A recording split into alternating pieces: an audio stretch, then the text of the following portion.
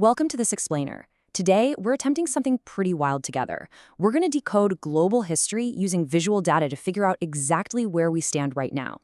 If you've been watching the news lately and stressing out over your investments, crazy inflation, or global conflict, well, you're absolutely not alone. But what if I told you there's actually a distinct, measurable pattern to all of this madness? So let's dive right in by questioning some of our biggest assumptions about global stability. When we look around today, it is so easy to just assume the events we're living through are completely unprecedented, right? We kind of naturally think the chaos of our modern era is unique to us. But as we pull back the lens and look at the data over centuries, a very different and honestly startling picture starts to emerge. It turns out, history isn't just a random series of events. It's a machine. The source material we're digging into today proposes a fascinating core thesis. It argues that the major macroeconomic and geopolitical events dominating our headlines right now, they're actually just repeating stages of rising and falling empires. We're looking at a 500-year cycle here. By tracking specific, measurable metrics over half a millennium, we can clearly see that what feels like unprecedented modern chaos is, well, it's actually part of a highly predictable historical transition. To really wrap our heads around this, think of an empire's life cycle sort of like a massive bell curve. It always starts with a new order, builds this incredible momentum during the rise, enjoys a golden period of immense prosperity and power at the top, and eventually, inevitably, slips into the decline. And that decline is what paves the way for the birth of yet another new order. This exact arc happens over and over again. Section 1. Anatomy of an Empire, the Rise and Decline. So how do these massive empires actually function internally? I mean, they don't just rise by accident. It's a very logical, step-by-step progression. It all starts with education. A highly educated society naturally drives step 2, innovation and technology. And when a society is super inventive, it naturally leads to step 3, a massive surge in global competitiveness, economic output, and trade. Finally, all that economic prosperity generates the immense wealth needed to fund step 4, military strength, which the empire uses to protect its global interests. And what's really cool is that these aren't just abstract ideas. They act as the literal, vital signs of a superpower. Notice how things like education and innovation peak really early on during the rise. Then, trade and the incredible status of holding the global reserve currency peak much later, often right before the decline actually begins. When you track these specific metrics, you are basically watching a superpower breathe and age as it moves through the big cycle. Section 2. The Great Power Transitions.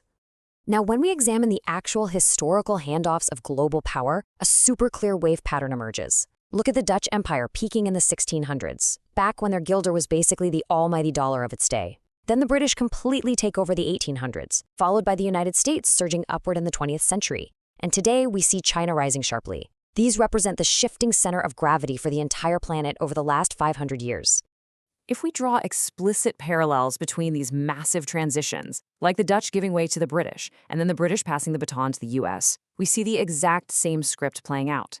Both of these huge handoffs involved devastating debt restructurings, incredibly deep internal wealth gaps, external wars, a total currency breakdown, and finally, the establishment of a brand new world order. The playbook is literally identical. Section 3. The Cycle of Money, Credit, Debt, and Fiat. To truly grasp our current stage, we've got to look at the absolute lifeblood of an empire, money. And the crucial difference here lies in the type of money. Hard money, like gold or silver coins, maximizes credibility but severely limits how much credit can be created. Fiat money, on the other hand, which is what we all use today, maximizes credit because governments can just print it at will, but it ultimately minimizes credibility because it relies 100% on trust. And history shows us exactly what happens when that trust runs out. Printing money is a classic, textbook, late-stage symptom of the big cycle. As empires get overextended and rack up unmanageable debts, they just print fiat to cover the gap. Over time, the Dutch guilder, the British pound, and the US dollar all heavily devalued against gold. But if we broaden our view, we see this isn't just a quirk of the top 3 empires. This is a totally systemic pattern. Looking at major global currencies against gold, from 1850 all the way to the present day, you see this cascading series of devaluations. Whether it's Germany, France, Japan, or the UK, whenever financial systems are severely stressed, the fiat currency is inevitably devalued as a way to wipe out debt. Which brings us to a really stark historical reality. Historically speaking, All past fiat reserve currencies eventually approach a literal 100% loss of purchasing power relative to hard money, like gold. Every single one. It is a mathematical certainty of the cycle when debts just get too massive to service through actual economic output. Section 4. The risk of conflict. Internal disorder. As the currency decays, we naturally transition to the next volatile indicator, and that is societal breakdown. Economic distress doesn't just happen in a vacuum. It tears at the very fabric of society. The data shows this toxic combination of symptoms that historically signals a violent shift from peace to internal disorder. When you mix widening wealth and opportunity gaps with terrible economic conditions, large debts, rampant money printing, and weak leadership, you basically create a powder keg. This is exactly the moment when populations start turning on each other. The hard data on this is honestly pretty terrifying. When less than 40% of economic measures are bad, the likelihood of major internal conflict, like civil war or revolution, within the next 5 years is around 11%. But as things deteriorate and more than 80% of those economic measures turn negative, that risk nearly triples to a staggering 30%. Pure and simple, severe economic pain directly fuels violent internal conflict. Pulling this all back to our 18-step big cycle, you can really start to see how perfectly the puzzle pieces fit together.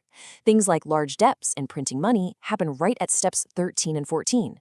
Internal conflict sits squarely at step 15. This is deep, deep into the decline phase, hitting right before the total loss of reserve currency status and sweeping revolutions. Section 5. The next world order. So, bringing this whole framework into the present day, what is it actually telling us? Well, when we neutrally compare the current trajectories of the United States and China using these key determinants, we see two massive powers at very different stages of the 500-year archetype. Based on metrics like economic output and trade, China is clearly showing the symptoms of a rising power, rapidly increasing its share of global influence. Meanwhile, the United States is exhibiting many of the classic late-stage indicators of an incumbent power at the top, having to navigate massive debt burdens and widening internal wealth gaps. Ultimately, successfully navigating whatever comes next requires us to keep a really close eye on three incredibly interconnected dials: the big cycle of debt and money, the big cycle of internal order and disorder, and the big cycle of external order and peace. When all three of these are healthy, an empire thrives. But when they start moving toward unhealthy, disorder, and war, history tells us a major transition is imminent. So, I'm going to leave you with this final thought. Just look around at the news today. Think about the data we just walked through regarding debt, the purchasing power of our money, and the rising temperature of internal conflict. Based on these historical symptoms, where do you think your country sits on the arc of the big cycle? Thank you so much for joining me for this explainer. I really hope this framework gives you a powerful new lens to view the world.